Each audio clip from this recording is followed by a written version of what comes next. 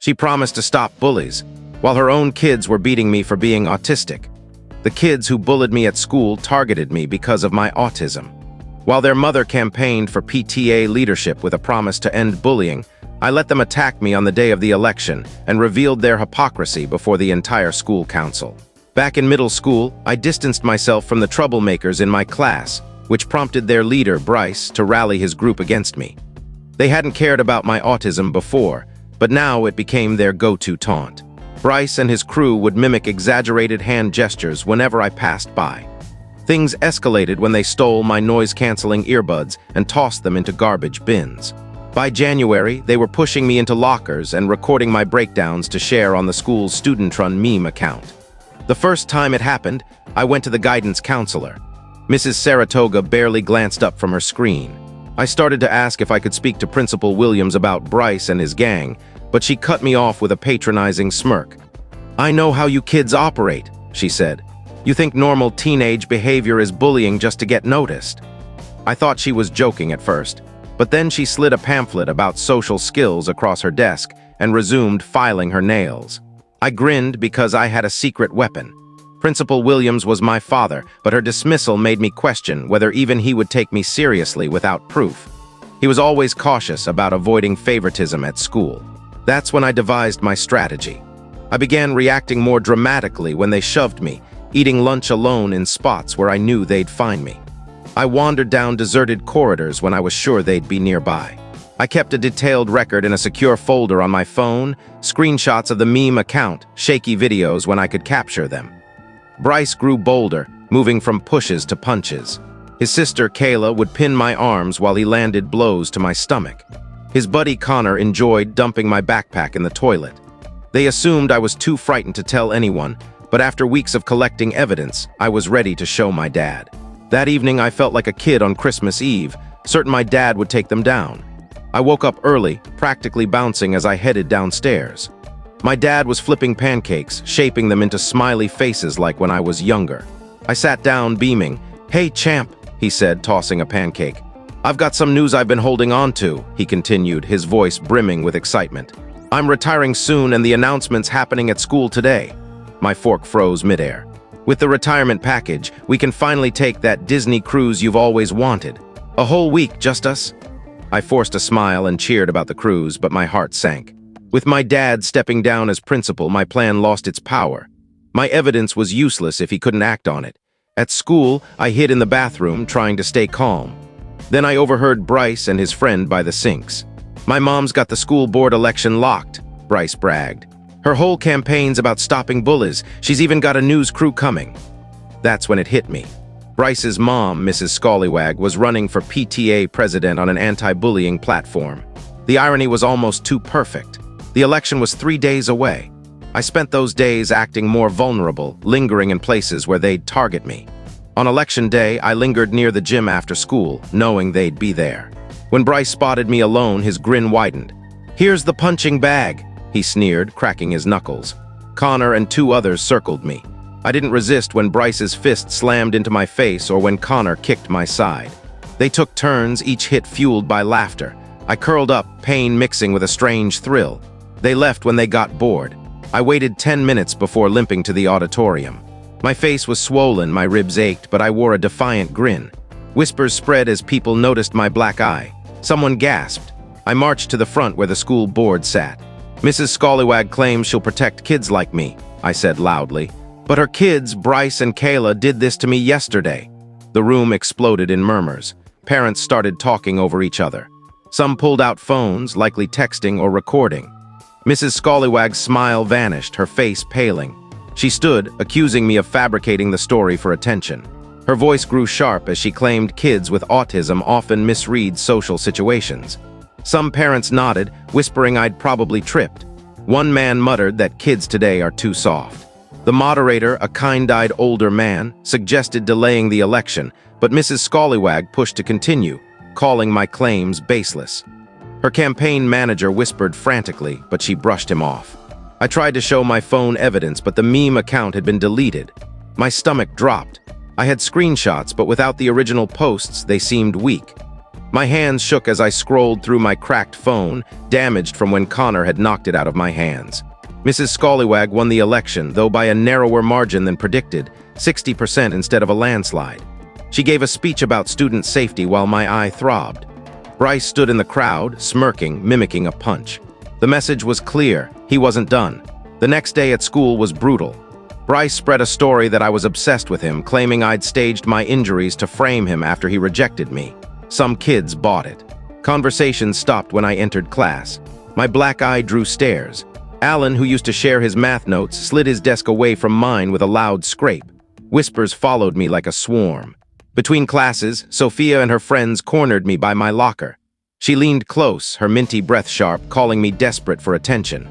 One of her friends filmed, hoping for a meltdown to share. I kept my head down, surviving the day. At lunch, I went to the library, but Bryce and Connor were already there, lounging in my usual spot. They joked loudly about people faking injuries for sympathy. Connor mentioned a documentary about self-inflicted bruises. They glanced at me, laughing. The librarian, Mrs. Chen, shushed them weakly and went back to her screen. I ate in a bathroom stall, my sandwich tasting like ash and failure. In the bathroom, I overheard two girls discussing the assembly. One said her mom thought I looked genuinely hurt. The other said her dad warned her to avoid me, calling me unstable. That word, unstable, stuck with me all day. After school, I found a note from my only friend, Catherine, in my locker. She needed to talk. My heart lifted until I read on. Her parents had banned her from seeing me, calling me a bad influence. The note was in the purple gel pen I'd gifted her. I crumpled it, tossed it, then retrieved it, unable to let go.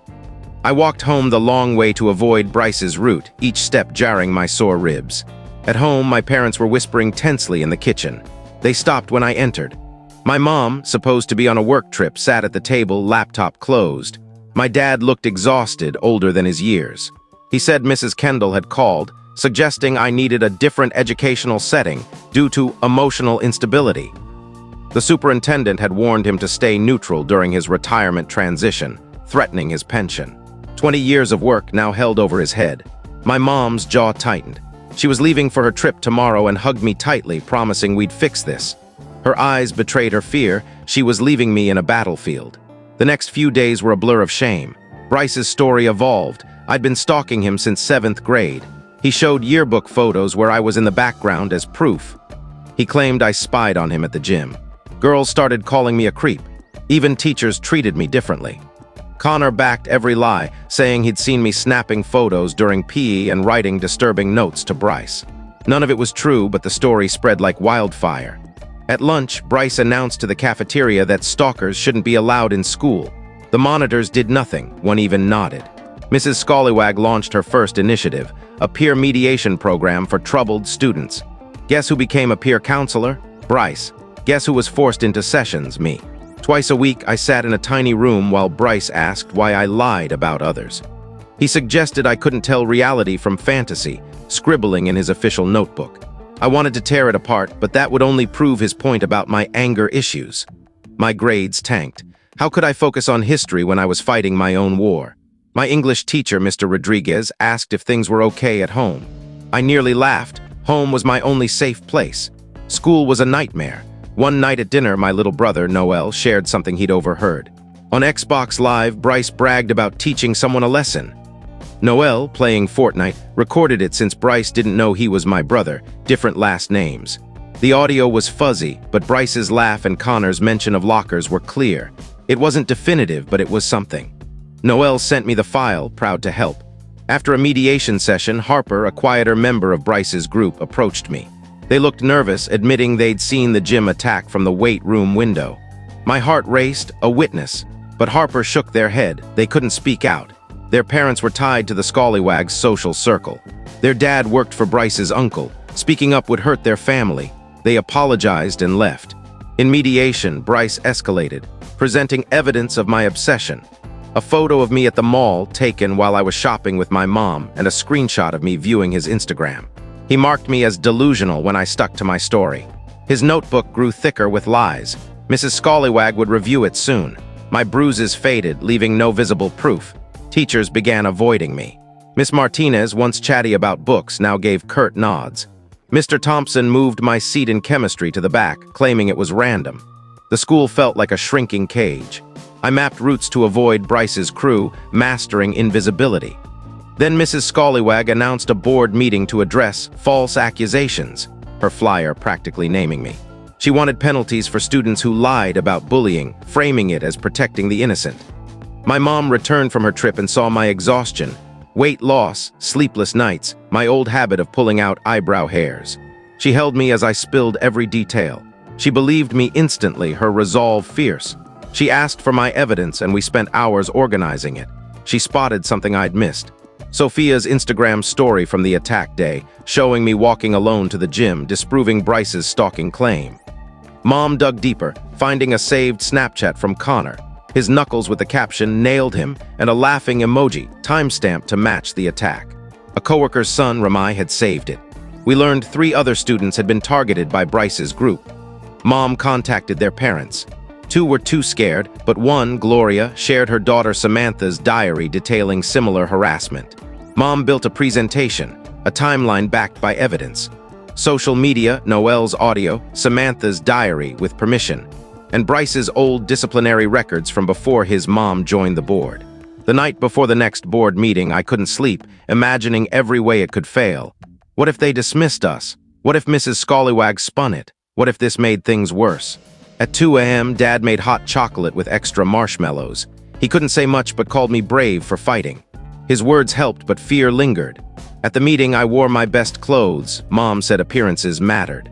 Mrs. Scallywag was there, radiating confidence. Bryce sat up front, winking at me. After routine agenda items, Mom stood during public comments, requesting to present evidence of bullying. Mrs. Scallywag objected, insisting this belonged in private channels, warning about the harm of false claims. Some parents agreed, and I felt the room turn against us. Mom pressed on, displaying her presentation. The Instagram story silenced whispers. The Snapchat of Connor's knuckles drew gasps. Noelle's audio, Bryce's laugh, stunned the crowd. Mrs. Scallywag's composure cracked. Then Harper stood, ignoring their parents' attempts to stop them. They confirmed witnessing the gym attack, voice trembling but firm. Others followed. Diana admitted seeing Connor trash my backpack.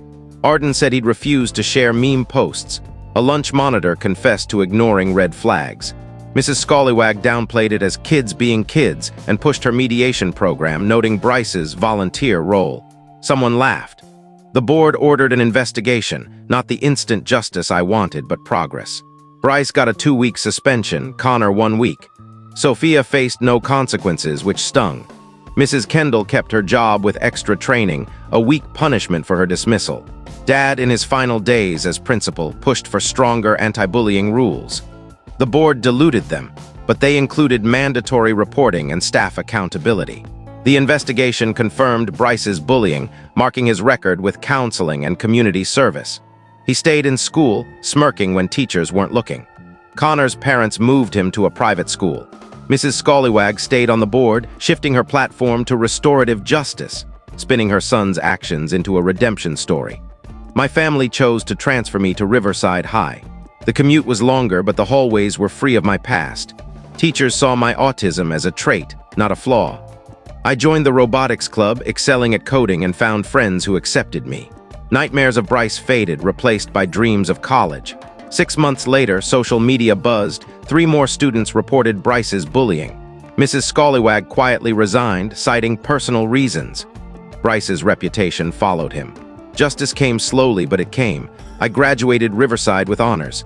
Dad, now teaching part-time, cried at my ceremony. Mom took endless photos. Noelle cheered embarrassingly loud. Crossing the stage, I knew I'd survived something meant to shatter me. If you enjoyed the video, please like, subscribe, and hit the bell icon so you don't miss our upcoming stories. See you in the next one.